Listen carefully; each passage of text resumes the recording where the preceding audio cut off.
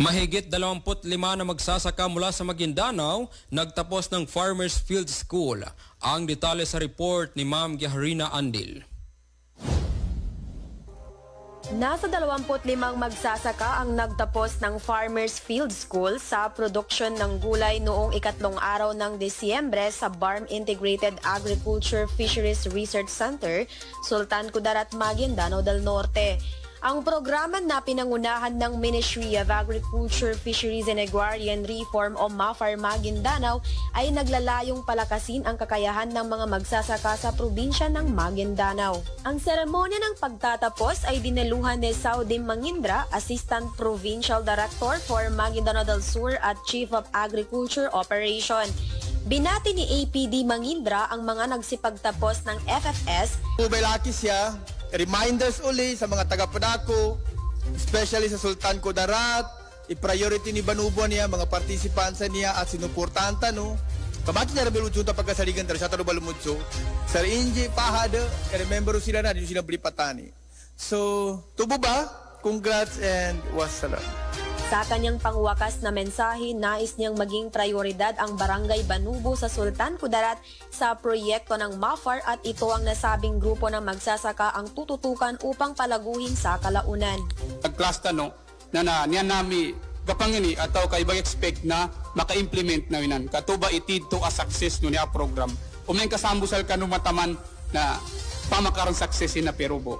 Ugid na namas mapya imagamit taw siya sa uyag-uyag para makadtabang tanong sa dalo nila na niya na Bangsamoro economy.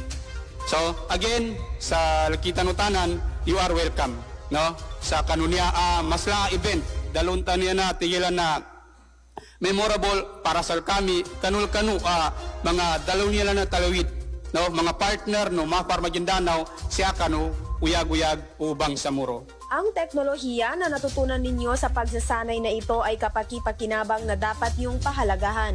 Paliwanag ni Muhaymin Ali, Senior Agriculturist ng MAFAR Maguindanao. Binigyan diin ni Ali sa kanyang mensahe na ang totoong tagumpay ay makikita sa pamamagitan ng pagsasagawa ng natutunan na makakatulong sa pangkabuhayan para palakasin ang ekonomiya sa ating rehiyon.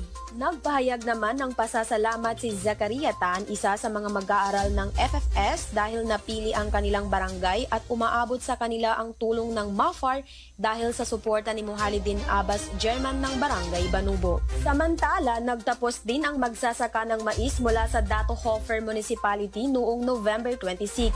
May kabuoang ding 25 mag-aaral ang nagtapos ng pag-aaral sa corn production. Sa graduation ceremony, tumanggap ng kanilang Certificate of Recognition ang mga mag-aaral bilang tanda ng kanilang pagtatapos.